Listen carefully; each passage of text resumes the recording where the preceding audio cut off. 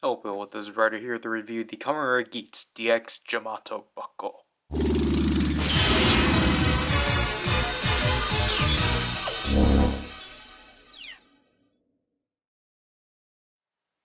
So this is the typical villain faction gimmick of the year, which is obviously a premium item. There's no need to argue about that. Why would this be in retail? To which, I don't know where he's going with that. Basically, this allows the Jyamatos to transform into their Rider forms, but due to them, for some reason feeling the need of having to tie it into a Rider, here is Buffa. We can't even show this yet. So, here is the Jyamato Buckle and the Desire Driver and such. I do like the fact this is basically in a traditional buckle box, just, simplified obviously, to the point it still has the DGP side and such. And the contents, the QR code for the PDF file, and just how to use it, because I guess they just didn't know how to do this. But I mean, this is a really nice preview of how these premium Bandai race buckles are going to be set. I just realized this isn't even called a race buckle. So here's the set, to which this does include a core ID. However, this one is specifically called the Disc Core ID due to it being shattered and such. To which this is basically a core ID that's been consumed by the Jyamatos, I believe. Again, I haven't watched the show. So, I do like the new mold, the new cracked molding it has and such. I know that technically the coloring, to the extent, is not show accurate because of it having to, it needs to light up. So I understand that they need to like tone it down in some way and such. And just to say this too, because I forgot to state this for the core IDs, obviously you can see here there are like divots down here, and that's obviously just for it to actually slot into the Desire Driver. And I should say this specifically, this is the main orientation of the disc core ID, and not this way, due to, if you were to compare with a established core ID, you can just tell, like, even if you were to turn it around, there is like a specific way you're supposed to face this. So just use these as indicators, and I guess just how far the crack is going, because this is still normal, but the crack has gone its way through here. So I really do like that. Again, they went out of the way to remold the top portion, because obviously the bottom is still the same. But yeah, other than that, here we have the Jyamato Buckle itself. Technically, this one is an oddity, as this one's specifically for the left slot, though it's still made the same like the others, where it's mainly for the right slot, as all of the trans stamps and such are on this. To which I should point out too, this one's interesting, as this is the only core ID to not have trans stamps on it, because typically they will just throw it all on these, just due to it being not as conspicuous as these. But yeah, honestly, the Jyamato Buckle is actually a lot more. The paint on the Jyamato Buckle is a lot more. There's honestly a lot more than I was expecting it, because I thought it was just gonna be like kind of plain overall. But I really like the gradient between purple and green, and just this like wash, the brown wash they did to some of the vines. It might not be as prominent, but I at least appreciate they went through the effort of like painting the vines and such. And then, basically the base of it's black with this green center and such. We have the side button here, which is surprisingly like pressy, but you have to really press it, and it's honestly a small button that you have to like really slam your hand on and such. But I mean, it's basically Monster but simplified, but I don't mind it personally. Again, the back of it like so. This one does not have a cover for the Desire driver, as it's supposed to cover it completely. And then obviously we have the pull tab like so. The track here is 074, which I'm not too big on. The button obviously for the Desire driver, QR code for nothing, and the button for the Desire driver. So if we were to pull the pull tab, this actually does have its own sound. Obviously, because most of these buckles, I guess I'll do it in this orientation, most of these buckles obviously typically announce themselves. However, this one is different. It has that rift, basically, and also, really interestingly, this one has its own LEDs.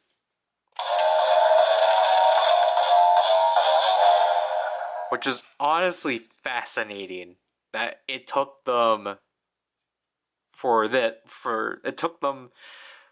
a villain toy to have something that none of the other retail stuff have, which is impressive, even if it's very simple. But yeah, that's basically it. So let's use these in the Desire driver. So using the disc core ID.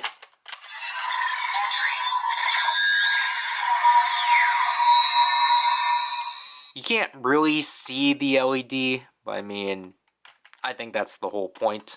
So again, the Jyamato Buckle, you want to slot this on the left side of the Desire driver like so.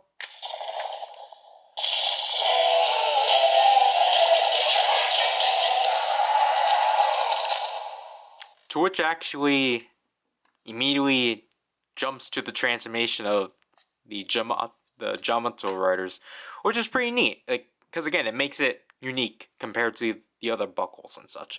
And this glows green, so you would have assumed that the Desire driver would have glowed green, because we do have a track that does that. But for some reason, they decided not to.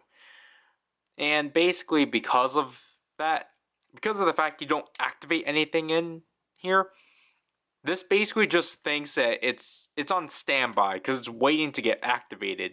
So when you actually do press the button here to do the finisher, the Desire driver obviously thinks that you're finally transforming.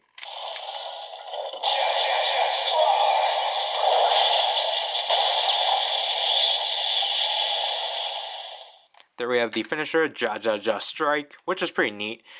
So that's why typically if you were to like actually do a finisher, this would have been out by now. But right now it just thinks it's doing a transformation. So if we were to do that again,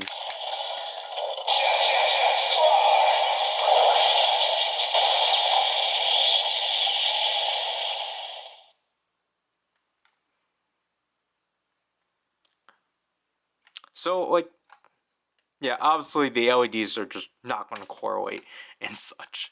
And that's basically it for this. As I guess talking about this here, I really do like how these vines are basically supposed to connect to the Discord ID, which really helps fill in some missing details from the Discord ID and explains why some parts of the Discord ID are missing, just because they're basically covered up by the vines. I think that's pretty neat and all. Obviously, you can put these with other buckles. We will talk more about that within the next review. But you can obviously use the fever slot with these buckles to upgrade your Jyamato Rider and such. Like, you're not locked to anything and such. Because I honestly think it is smart to just, have this on the left side in the first place, because it's not really like you're not gonna use this side for the most part, which is why I just think it does a good job at actually filling itself around the driver and such. And like obviously you can still revolve on because Buffa did it, but again, we'll leave that for next time. And then taking this out of the Desire driver, we get a red LED, which is pretty neat. Like again, that's the core of it. As if we were to use the Vision driver,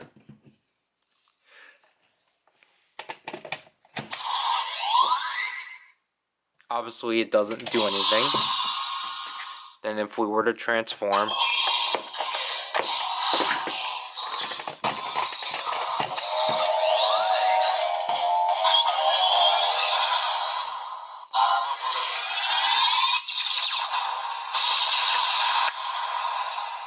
obviously we'll do that. Take that off, hack, insert.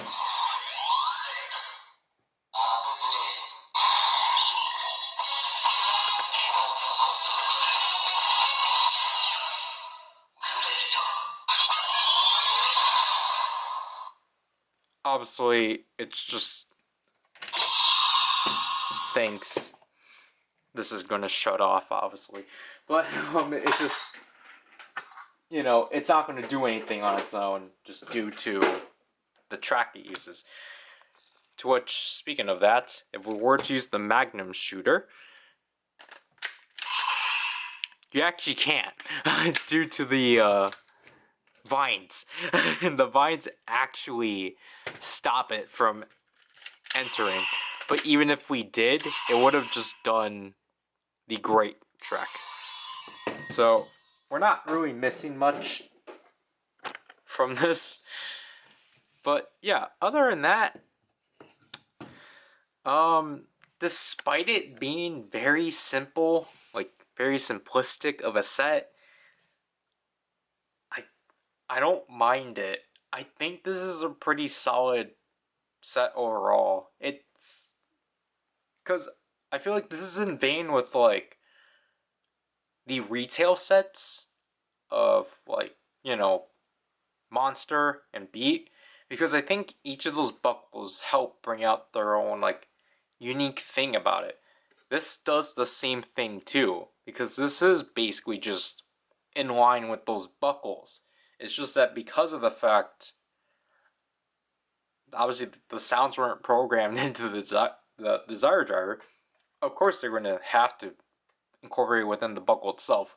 But I feel like that's where a lot of people got spoiled, because I feel like most people obviously assume when these gimmicks obviously have their own sounds, they expect the most out of it, which I can't blame them.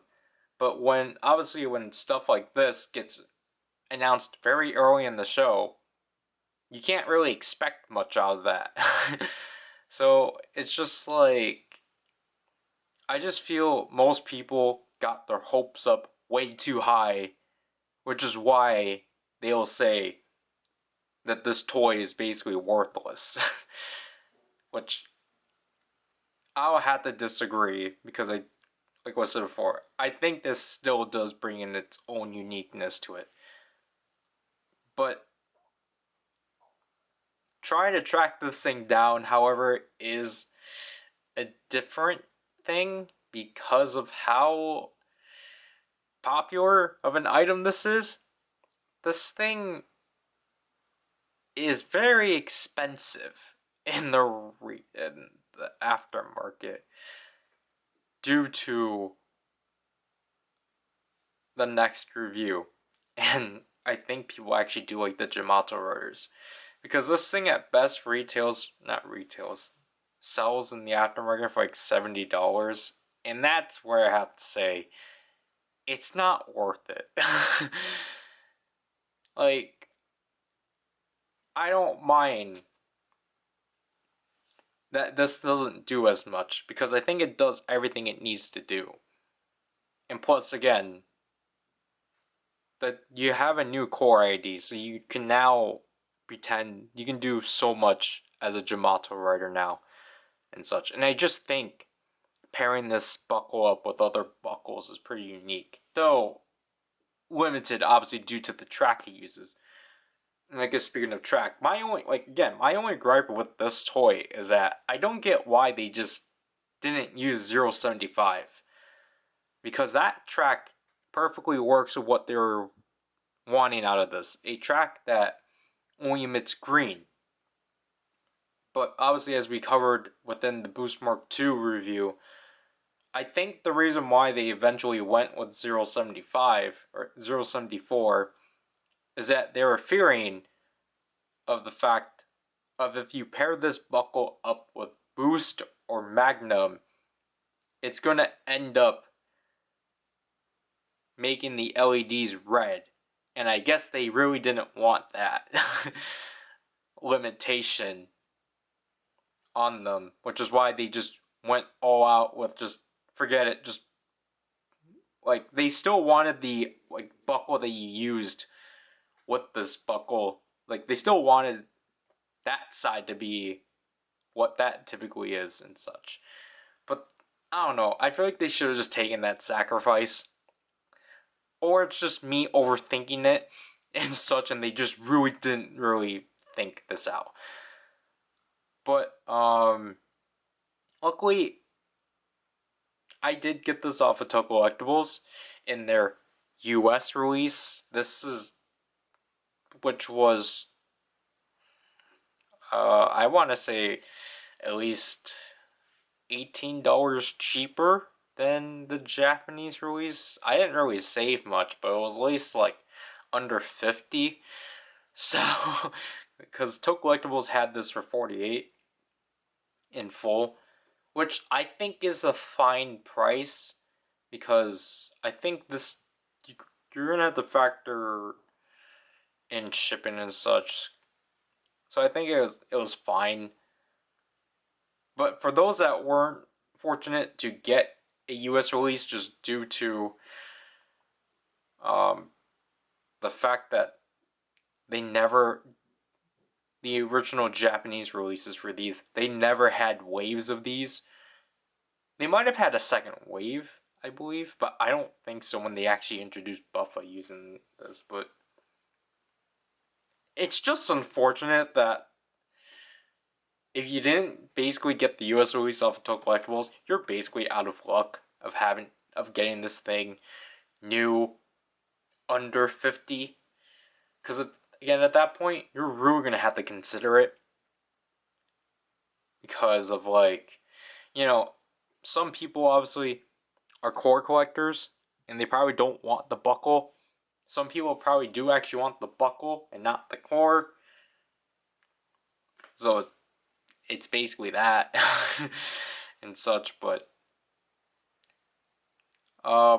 personally, I think it's a fine toy. It didn't need to do a lot, in my opinion. I think too many people are just harsh on this toy, personally. So, just get it if you like. Just follow. Just I was gonna say, just follow your instincts, I guess. Follow whatever is in your mind with retail therapy.